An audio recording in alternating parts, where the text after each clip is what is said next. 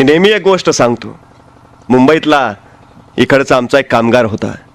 40-45चं वय असावं. वेळेचं काय,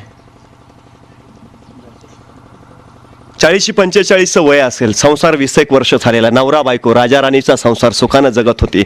सुखानं सगळं चाललं होतं. मनामध्ये शांतता होती, समाधान होती, तृप्तता होती. आयुष्य असावं तर असं असावं असा एक परिणामाचा एक वेगळा वेध होता. जगणं सुंदर होतं, मोहक होतं. या जन्मावर शतदा प्रेम करावी अशी या राजा राणीची भावना होती. कामगार होते, फार काही नाही, पण पोटापुरता कमवत होते, पोटापुरता जगत होते. हा कामगार सकाळी किरणीत जायला निघायचा. रोज 9:45 वाजता घरातनं बाहेर पडायचा. 10 वाजता एका पानाच्या ठेल्यावर यायचा. 2 रुपयाचं एक साधं पान विकत घ्यायचा आणि 2 रुपयाची नोट देऊन माघारी आलेले 4 आणे त्या पानाच्या ठेल्याजवळ बसलेल्या भिकाऱ्याच्या थाळीत टाकून द्यायचा. 20 वर्ष क्रम कधी चुकला नाही. रोज 9:45 वाजता घराबाहेर, रोज 10 वाजता पानाच्या ठेल्यावर, 2.25 रुपयाचं साधं पान आणि उरलेले 4 आणे भिकाऱ्याच्या थाळ्यात. 20 वर्ष नेमाने क्रम चाललाय. 20 वर्ष रोज 9:45 वाजता, रोज नियमित. सगळं चांगलं व्यवस्थित चाललंय, सुखाचं चाललंय, आनंदाचं चाललंय. अचानक एके दिवशी दृष्ट लागली संसाराला. बायको आजारी पडली. दवाखान्यात नेलं. डॉक्टरांनी निदान केलं. सांगितलं ब्लड कॅन्सर झालाय बायकोला. पायाखालची वाळू सरकली. डोक्यावरचं आभाळ आदळतं की काय असं झालं. भीत विचारलं डॉक्टर काय निदान, उपचार. डॉक्टरांनी सांगितलं ऑपरेशन करावं लागेल. किती खर्च? आणि डॉक्टर म्हणे 1 लाख रुपये. उद्या दुपारपर्यंत 1 लाख रुपये आणून द्या, तर वाचेल बायको तुमची, तर होईल ऑपरेशन. आणि सैरबाहेर झाला. काळजामध्ये वादळ घेतलं. सुसाट झाला, बेभान झाला. काय करावं कळत नव्हतं. अरे पोटाची खळगी कशी बशी भरणारे आपण. 1 लाख रुपये आणावे कुठून? कसं वाचवावं बायकोला? कसं करावं ऑपरेशन? अरे कुणा पुढं बजावं, कुणा पुढं हात पदर पसरावा, कुणाला मागावं. पण पडला बाहेर. बायकोसाठी सगळ्या नातेवाईकांचे उंबरटे झिजवले. नातेवाईकांच्या पुढे पदर पसरला. एवढी वेळ फक्त भीक घाला, एवढी वेळ संसार वाचवा, एवढी वेळ आयुष्य वाचवा, फक्त एवढी वेळ. सगळ्या नातेवाईकांनी धडाधडा दार लावून घेतली. निराश झाला. मित्रांकडे गेला. ज्यांनी सुखात साथ दिली होती ती दुःखात साथ देतील मनात आलं. मित्रांच्या पुढे हात पसरला. अरे द्या रे, एवढी भीक द्या या मित्राला, वाचवा संसार, वाचवा आयुष्य. सगळ्या मित्रांनी पाठ फिरवली, चालू लागले. आणि यावेळी जगण्यातला सगळ्यात महत्वाचा नियम त्याच्या लक्षात आला. गरजेला जो पडत नाही ना त्याला माणूस म्हणायचं. विवश झाला, सैरभैर झाला. काय करावं कळत नव्हतं. कुठं जावं उमजत नव्हतं. कुणाकडे हात पसरावा समजत नव्हतं. सगळा तसाच आतंक झाला. काळजात मस्तकात मुंग्या छिंचिरत होत्या नुसत्या.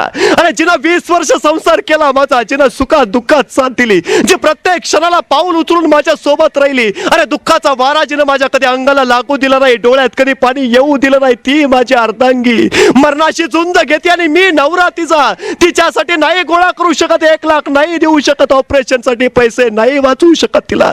काळजात सगळं थैमान माजलं. चालता चालता रस्त्याने निघाला. कुठेतरी पुस्तकात वाचलेलं असायचं, रस्त्यावरच्या दगडाखाली पैसे असतात. एखादा दगड दिसायचा, लगबगीनं धावत जायचा. सरदिशी दगड बाजूला करायचा. दगडाखाली काहीच नसायचं. काळजामध्ये तशीच वीज लखलखायची. डोळ्यातनं खळदिशी गंगा व्हायची.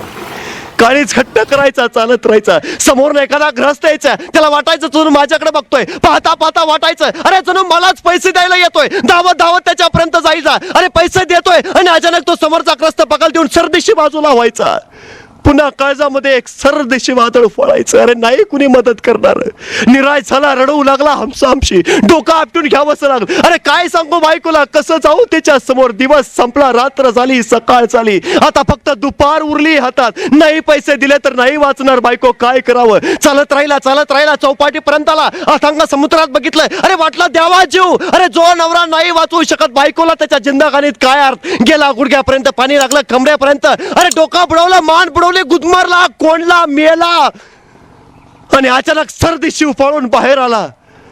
अरे मीच जर मेलो तर माझ्या बायकोकडे कोण बघणार. शेवटी बायकोला कोण. तसाच परत आला आणि बायकोचं रूप चित्तात आलं. जणू ती बायको त्याला सांगत होती, कशाला जीवाची एवढी तक्त करून घेता, कशाला काळजाला एवढा त्रास करून घेता. अहो नसतील पैसे गोळा होत तर न होऊ द्या. अहो नसेल माझं ऑपरेशन होत तर न होऊ द्या. अहो मी मेले तर एवढं काय बिघडणार आहे. पण माझ्यासाठी तुम्ही जीवाला नका त्रास करून घेऊ, नका स्वतःला त्रास करून घेऊ. याही क्षणात त्या बायकोचं हे शब्द त्याला आठवले आणि एक क्षणभर भापावला. काय करावं. अरे एवढी बायको पण नाही वाचवू शकत. निराश झाला, तसाच मान खाली घालून चालत राहिला. स्वतःच्या विचारात होता, भानात नव्हता, जाण नव्हती, कुठं निघालोय कळत नव्हतं. समोर फक्त बायको दिसत होती. आणि अचानक कुठून तरी हाक कानावर आली. त्याला वाटलं जणू कुणी मला बोलावतंय. सावरून बघितलं, पुन्हा कानावर हाक आली, ओ साहेब. मान वळवून बघितलं. ज्या पानाच्या ठेल्यावर गेली 20 वर्ष नेमानं पान खात होता, तो पानवाला याला बोलावत होता, ओ साहेब इकडं या. मान खाली घातला, अश्रू दाटला, हुंदका तसाच साठवला. हा माणूस त्या पानाच्या ठेल्याजवळ गेला. या पानवाल्याने विचारलं, काय साहेब गेले 20 वर्ष तुमचा क्रम चुकला नाही राव, 2 दिवस फिरकला नाही टपरीकडे, असं काय झालं? भरल्या काळजानं आणि भरल्या उराने यांनी सांगितलं, बायको दवाखान्यात आहे, ब्लड कॅन्सर झालाय, ऑपरेशन करायचं आहे, पैशासाठी वन फिरतोय रे. पण त्यासरची पानवाल्याचा गळा दाटला, आपला हात त्यांनी या माणसाच्या खांद्यावर ठेवला. साहेब, आपली जागीर म्हणजे आपली ही पानपट्टी, विकली तर 5,000 येतील, तुम्ही म्हणत असला तर आत्ता. आणि हुंदका दाटून आला, तसाच अश्रू बाहेर काढत तो म्हणाला, अरे मित्रा तू म्हणालास यातच आलं सर, पण 5,000 ने काय होणार रे? आणि तसाच विवशपणे मान खाली खलत रडत निघाला. कसं जावं बायको समोर, काय तोंड दाखवावं? नाही वाचवू शकत, तुला मर, जा मर, काय सांगावं? पण निदान शेवटचं दर्शन तरी घ्या, एकदा शेवटचा डोळ्या भरून पाहावं तरी. अरे गरिबीना संसार कसे उद्ध्वस्त होतात हे बायकोला जाताना समजावं तरी. आयुष्यभर तिची याद राहावी, एकदा डोळे भरून पाहावं. चालत राहिला, निराश मनानं चालत राहिला. दवाखान्यात आला, बायकोच्या खोली जवळ गेला, पण धाडस होत नव्हतं बायकोकडे बघायचं. अरे कसं बघावं, काय सांगावं? पण शेवटी धीर करून बघितलं. बायको शांतपणे बेडवर पहुडली होती, निश्चिंतपणे.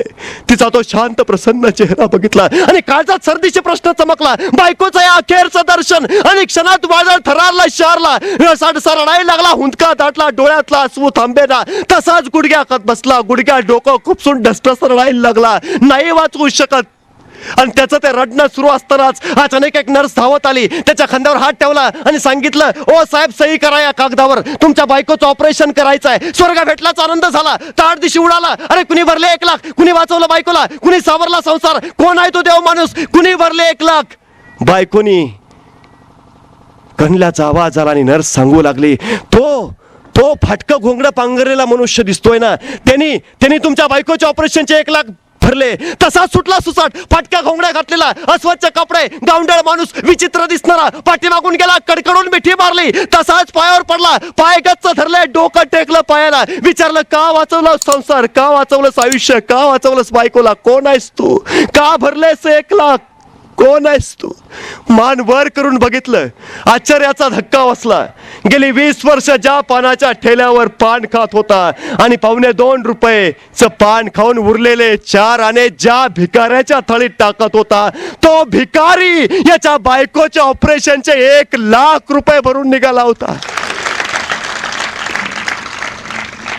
आणि मग याने विचारलं, अरे का भरलेस पैसे 1 लाख? आणि त्या भिकाऱ्याच्या तोंडात जगद्गुरु तुकारामांची ओवी आली, अरे चित्ती नाही असं त्याचा पांडुरंग दास.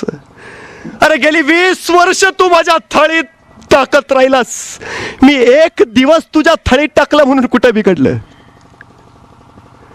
अरे गेली 20 वर्ष नेमानं न चुकवता माझ्या थाळीत टाकत राहिलास, मी तर 1च दिवस तुझ्या थाळीत टाकलं, कुठं बिघडलं?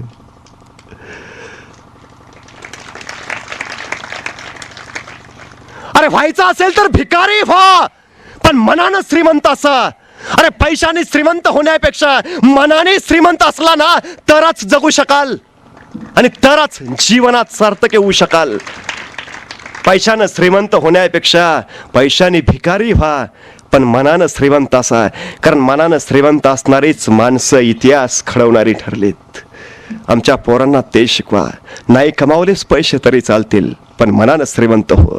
आणि ज्यावेळी असा मनाने श्रीमंत असणारा समाज तयार होईल ना, नाही सुधारायची गरज पडत, नाही त्या समाजासाठी जगायची गरज पडत, सांगावं नाही लागत. प्रत्येक पाऊल समाजासाठीच असतं तिथं. यांनी काय केलं? 4 आणे फक्त फेकत होता हो 20 वर्ष, फक्त 4 आणे. आणि मग त्या भिकाऱ्यानं 1 दिवशी सगळं भरभरून दिलं त्याला. मी फक्त तेवढंच सांगतो, नका देऊ खूप, नका देऊ सगळं आयुष्य, नका कुर्बान करू संसार, नका देशासाठी देऊ आहुती. फक्त रोज 25 पैसे या समाजाला द्या. 25 पैसे एवढं काम, 25 पैसे एवढा वेळ, 25 पैसे एवढी बुद्धी, 25 पैसे एवढी कला, फक्त रोज द्या. 1 दिवस हा समाज तुम्हाला भरभरून देईल. आणि तीच तुमचा निकोप समाज घडवेल. ते तुमचं जगणं समाजासाठी. धन्यवाद.